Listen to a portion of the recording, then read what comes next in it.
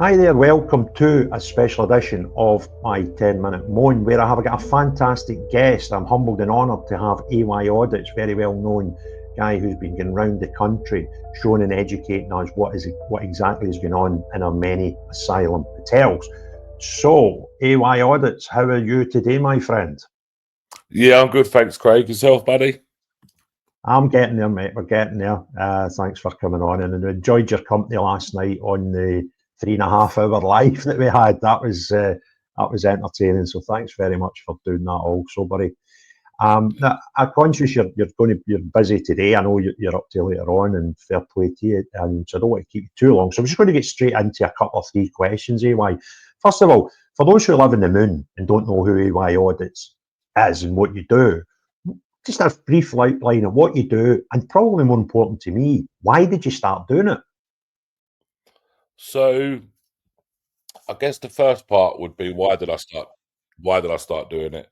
I was watching videos online, etc., from Active Patriot, Yorkshire Rose, Truth Hurts, Mitch Media. I was watching these kind of guys, and I couldn't really believe what I was actually seeing, really.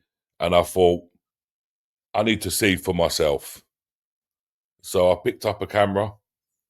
I went to one of these places and I had a look around, walked in, had a look around, and I couldn't believe it. Yeah. So how long ago was this that you done your first asylum hotel audit? About 6, 7 months ago. Incredible, and I think it's amazing the growth you've had in that time, because you've got 100,000 plus subscribers, some mental one numbers like that, and you're getting six figures almost every video. It's incredible. Yeah, I can't believe it, to be honest with you, Craig. When I look at it, it's very humbling. And the support I get from the locals at these protests is just unbelievable. I have people bringing me drinks, snacks, power banks. I've had people come to me and offer me money. I don't take it, like I'm not. It's never been about that. When they force it in, like force me to take it, I just donate it to the women's safety and just donate it into their GoFundMe page, and that's it. No, that's admirable.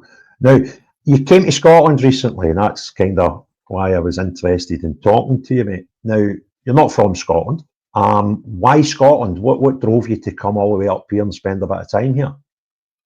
Well, so what it was, I was visiting these hotels in England, and I knew that there was hotels in Scotland, and I didn't see no videos really about any hotels from Scotland.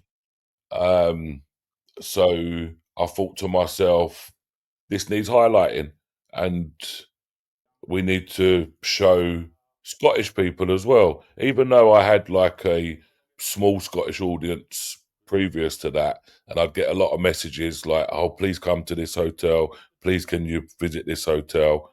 And it was just gaining more and more. And I thought, you know what? I'm just going to book it. And then, so I booked it a couple of weeks beforehand, and I said, I'm just going to go. These are the hotels I'm going to go to, etc. And then come back. So, how long did you spend up here? 2 days. You done all that in 2 days? So yeah, so I filmed the Radisson Blue and the Best Western in Perth straight away. When I got there, I drove from Edinburgh Airport straight to them two hotels, had a little look around the Radisson Blue, because the Radisson Blue was the one I wanted to go inside, really. The Best Western was going to be as well. If I could go inside as well, obviously I'll go, but I more wanted to concentrate on Radisson Blue because of the building that it was. And it's quite a high profile building in Perth as well. But there was no way of getting in there, to be honest with you. So I walked across the road to the Best Western, and obviously went inside that one, had a little look around, and then made that video with the two of them together, because I also thought it was important for the people to know you've got two all male migrant hotels side by side opposite the train station. Hmm. Yeah, yeah. So where was your next stop in Scotland? From there, I went to a place called East Kilbride, the Bruce. Yeah, just outside Glasgow, just as you get. Yeah, the flag on the wall on the side. I couldn't believe it when I looked at it. It was the flagship or the landmark or the flagship or something. It said on the side, and I thought to myself, "God, it would look very run down and looked like it hadn't been maintained for a long while." Yeah, yeah, yeah. To be fair, the Bruce, even before it went into Asylum Hotel, it was kind of getting run down. It was a nice hotel in its day, but Yeah. it's seen better days. So then, was it? So you went Edinburgh, Perth, Glasgow. Sorry, Edinburgh, Perth, East Kilbride, and then did you get into Glasgow after that? Yeah, so then I went into Glasgow so I stopped just outside Glasgow, stopped for a bit of food, went to my hotel, checked in, etc., got a shower because I'd been travelling all day and um, obviously doing a few hotels. So I went and got a shower. I met up with one of my mods actually on the way through in because she's Scottish, so I've got a couple of Scottish moderators who moderate my channel for me. Um, So I popped in, I met up with her for a couple of minutes and then went to my hotel. I come back out into Glasgow in the evening.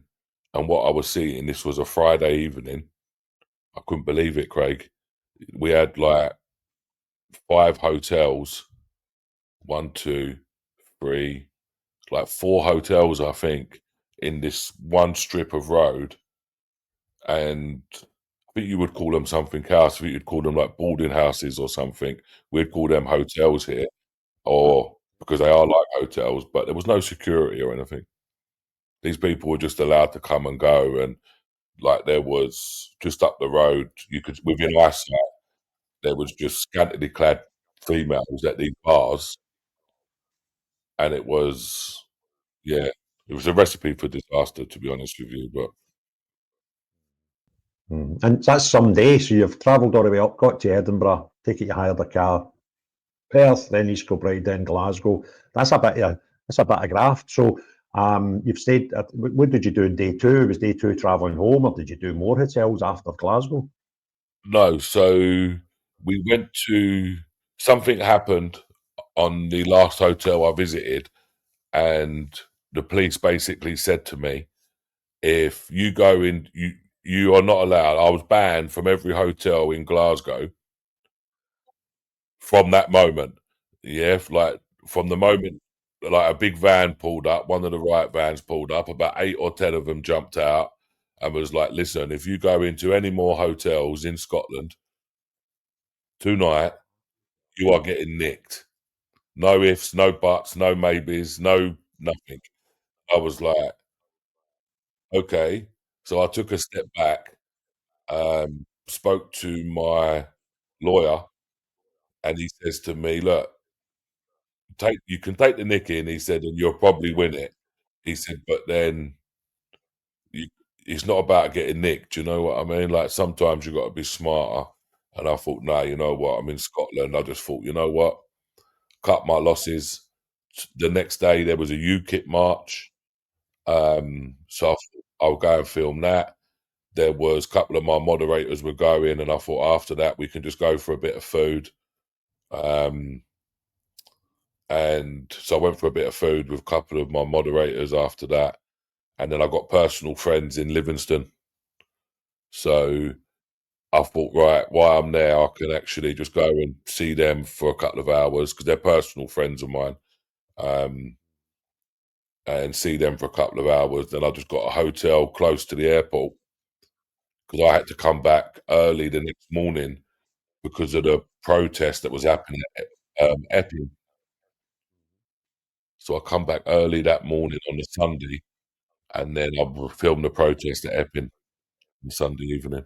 Yeah, boss. Fair play to you. That's a decent trip, and you crammed a lot in, you know. And it's just embarrassing, mate. I mean, have you ever visited Glasgow before? Yeah, I'd visited Glasgow maybe around about 2017, 2018. Yeah. So we're not talking about, decades ago. We're talking 7, 8 years ago. And have you noticed, as an outsider coming here to visit, did you notice a difference in the city in that space of time? Craig, a huge, huge, huge difference. Massive difference. I think we come up there for the comedy thing. Is it the comedy? Was the comedy club, and all the people were in the places doing the comedy. We come up there for that, or not just specifically for that, but that was on. I remember, and mate, it was brilliant. We were going in bars and we was having like banter with the Scottish locals. It was a really good night, but to see it how it was this time and to see how much it's changed and deteriorated, really, to be honest with you, like it was shocking in such a, I think maybe like 7, 8 years. Yeah. No, it's crazy that you as an outsider can notice such a difference in that time. And I think a problem we have as locals in our own communities, wherever they may be, it's like when your kids grow up and you see them every day, you kind of don't notice it. But when auntie and uncle haven't seen them for a wee while, and it's, oh God, Yeah, look how much you've shot up. So when you're not involved with it all the time, you kind of can probably appreciate the difference easier. And I was in Glasgow city centre Wednesday night, and I don't like getting into Glasgow city centre anymore. I don't like getting into it during the day. I don't like getting into it at night. And that's terrible. I've lived Glasgow. I was born just outside Glasgow, but most of my adult life I've lived in Glasgow. And it's kind of disappointing that we should feel like that. But this city's been devastated, and it's not just migrants, right? It's just ridiculous things. We've got the low emissions. We've got the shops are just not what they used to be like. You used to get into Glasgow on a Saturday afternoon. You could not move. And now it's depressing because you actually see, and you've seen it yourself, you can actually see now empty units in our city centre. That should not be the case. And it's got so bad, even like Christmas, where you would always have your big works nights out in Glasgow. I'd rather no go. It's just not an enjoyable experience, and it breaks my heart as someone who's not from Glasgow, but proud to be part of Glasgow. Um, and that should be our jewel in our crown, and it's not. It is far, far from it. So when you came up, you've seen some really peculiar things, mate, and you would have met a lot of locals. I know you'd have spoke to people in these places. But out of the experiences you had, what one is the sort of most significant thing that you've seen that will live with you after your trip, mate? it was for how unsecure these migrant hotels in Scotland actually was. Like we had side doors open, could just walk straight in. Not a lot of security. Um, I think the one at the Bruce had one security guard, um, old guy, uh, people just sitting around. There was one guy doing work on a laptop, and he was a migrant as well. There was a young lady in there, pairing, were getting ready for lunch. Um, but it was just how unsecure these places actually was. Yeah, I'll tell you something that I've noticed, right? About, I can't remember what year it was. It was only maybe 3, 4 years ago. And I was down in Reading and Windsor area between Christmas and New Year. Mm. And we had a mate that was working in one of the migrant hotels. He was ex-armed forces and he was working down in London. So popped in to see him. And what we done, he was living in the hotel, and it was just inside the M25 from Heathrow. So I can't remember exactly what borough it was in, but anyway, just inside the M25. And we met him outside. He came down, went for a coffee, whatever we were doing. And then in the way back, my car was parked right next to the hotel. I was bursting for the toilet, right? And we were just about to start our journey home. So I asked if I could use the toilet. And I walked in, right? And it was just a bit bonkers. But I would have said that the staff that were working there, the security staff, probably half of them were Brits. And the majority of them were ex-armed force Brits, like my friend. But when I see the videos a few short years later, from you and other people doing what you're doing, it's not Brits. They don't sound British. Now, you've got people that are Asian and, from Pakistani, Indian heritage and whatever that are born and brought up here, and they just sound like me. Maybe not just as Glasgow as me, but, they sound British. But the people that you are encountering on your journeys, from what I've seen, they don't appear to be British to me.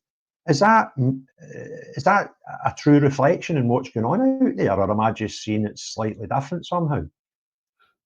Look, I've been to 80 odd hotels now around the United Kingdom.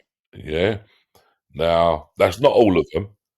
So I can only say from the 80 that I've actually been to.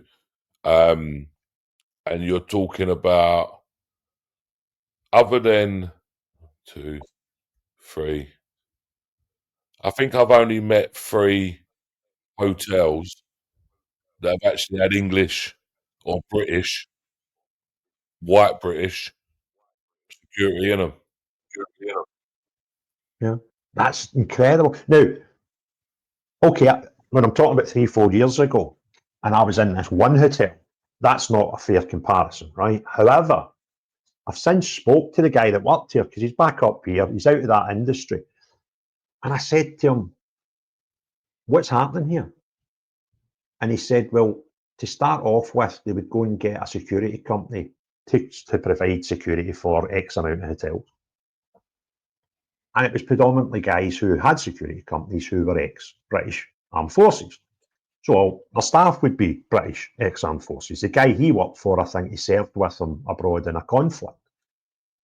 He went, but ex-serving army and armed forces personnel don't like what they're seeing in these hotels. So you find that they don't hang about long, and it's kind of now impossible to find an ex-British soldier working in these hotels, whereas before, quite a lot of them were booked. And that's a bit scary because you go, well, where do you get them from? And why do so many of them sound very foreign? And people can look foreign, but as British as me and you, right? That's kind of part of the course. We've got, quite a cross-cultural society. But when they sound British, the accents are not British. That kind of concerns me. And I've heard too many stories now with people saying they've seen their what's it called, CIS badges. SIA card. SIAs, yeah, thanks. You've seen the SIA badges, and it doesn't make sense because the dates, some of them have been out of date, some of them they kind of hide them, they maybe don't put their names out, or the photographs might not match. Do you think there's a bit of a scam going on here with these badges, Stephen? Mate, 100%. Yeah. Now, a lot of people that watch my videos, they will know that I try to stick to like facts on my videos. I want to spread information that's not true. Now, this is 100% true, and I've said it on my videos so people can check it out. The licenses in the sunlight, they've got a hologram. So when they move, you actually catch the hologram. Now, there's been many occasions when their licenses are on display and it's moving and it's not catching the hologram. And I've called it out. I've actually called it out to them there and then. And I'm a good body language reader, Craig. Like if I walk into a room, I can read that room very well. Like that's just one of my assets, I suppose. And when I've mentioned it, and there've been like managers there, I've seen the way that they look at the licenses, and I know that they know. And I like to watch them because they then know that I know that they know, because I've just read their body language and I've just seen it, and it's very, and when the police come, I point it out to them, like, these are operating, even the same with these licenses now that they're going on about. I was saying this 7 months ago at the beginning. They're operating under a dodgy license. They're not operating as hotels, like, this needs to be looked at, and now they're actually looking at it. And it's going to be the same with these licenses, because I guarantee you that some of them that have got licenses, they was residents in them hotels at some stage. Guarantee Yeah, that. it's an interesting point, mate, because now that the council were Epping and what they've done, it'll just open the floodgates. Yeah. And that's fantastic. I don't know a lot of people, some people were saying last night on the live we done, is this actually a result? Because they'll just move them somewhere else. I was like, well, yeah, because two things will happen here. We don't have social housing, right? So kind of that's going to be difficult, right? So they might Yeah. move them to places where they're more like. The thing that gets me is the amount of them that are surrounded by residential properties. If they were in the middle of an industrial estate somewhere, they're going to have less of an impact on communities. Okay, so they'll kind of run out. So it just puts more pressure on Starmer to be a man of his word when he says, "I'm going to, stop the boats." They'll go and do it now because they're running out of places to put them. So the more and more that close down, the pressure is, well, they kind of just need to stop the boats. Yeah. I think to stop the boats is a myth anyway, mate. I went down to Dover and then went to Calais, July, and I was standing up the cliffs with the guys that count not for the government, but for other people, and they counted the people coming in off the border force boats. But the numbers they were counting were the exact same number that you would get 2 or 3 days later from the government telling us this is how many illegal immigrants we've had today. I'm Yeah. standing there going, so that's only the number we're getting is only that one point of entry. Now, I look to my left and I see the ferry port that's got 3 or 4 ferry companies going in and out every hour, right? I look to my right and you've got miles of beach there. And I was asking them, have the nighttime crossing finished? Are people still waking up in the mornings to finding dinghies abandoning beaches? Like, well, yeah. I said, and we've not heard about stowaways for like years. We've stopped talking about stowaways. Are they still happening? Well, yeah. I mean, well, the figures are wrong because your figure, you're counting the ones out of here, and the government are telling us that's kind of the figure. And we all go, oh, 500 arrived today. No, they didn't. 500 arrived today through there. There Yeah. might be another 500 came in boats, and there might be another couple of hundred came landed in beaches in Folkestone or a couple of miles away from Dover. So the numbers are shit. And this thing, I think we're all been pointing in the wrong direction. And I'm trying to investigate. I saw some really odd things coming back the ferry from France with the vans and things that were there. And I wanted to go and do the trip a couple of more times because, like you, I don't want to put out misinformation. And if you Yeah. do a trip once and you see something odd, that doesn't mean it happens all the time. So I want to go at least 2 or 3 times to make sure my theory's right, then I'll see the same thing 2 or 3 times. But it's not so the less places they've got to put them, the more pressure they're under to stop them coming in the first place. So I don't see a negative on it at all. I think Well, it's great, and I think I think the point that we've got to make there, Craig, is we need to push them back. If we can keep pushing them back, yeah, then eventually we have to get to the border. But in any line of work, in any line of job, you would always, the problem, you would always nip at the source of the problem. Do you know what I mean? Like, if you was a couple of mil out on your chippy work at the start, you're going to be a couple of mil out at the end. So there's no point doing it halfway through. You're better off starting it at the beginning. Do you know what I mean? Correctly. Now we just keep pushing them back. Now they can't put these men in these HMOs. Yeah, there will be more outrage than what he's getting if there is than what he's getting for the hotels. You can never do it. And I don't think that they would be stupid enough to put all these undocumented males that haven't been processed yet into housing. And I don't think that he could do it. I don't think he would either. But well, he probably would, but I don't think he could. Um, Because my view on it is this: these people, they should be locked up, they should be detained, they should not be allowed out to be roaming the streets, they should not be given money, they should be treated like a prisoner. Like if you had broken the law, or if I broke the law, I was locked up in prison, like I would be treated. Now, these people have broken the law. They should be locked up. They should be immediately. They should be sent back. I don't care. They should be sent back to France, and they should be the French problem, because you haven't come here under due process to That's go. it. If you like going to live in America or Australia, there's a process there. And Yeah, what people say, oh, but they're fleeing asylum. Well, no, they're not. I travelled to Lesbos in Greece, which is one of the worst places for them coming into the EU. That's why I picked Lesbos, right? And I spoke to a guy, he was a lovely guy. He was from Cameroon, and he's claiming asylum. And he says within 6 months, he'll get a piece of paper, he'll be out of that asylum place, and he'll be able to go anywhere in Europe, right? And then that's how they end up in the north of France. And I was like, what's going on in Cameroon that means you need to flee there? He says, ah, well, the president we've got is the oldest president in the world, and he's not the best. And there's going to be an election soon. And when you get elections in a lot of African countries, it gets a bit naughty. So I just thought I'd be better in a different country. You're like, that's not asylum.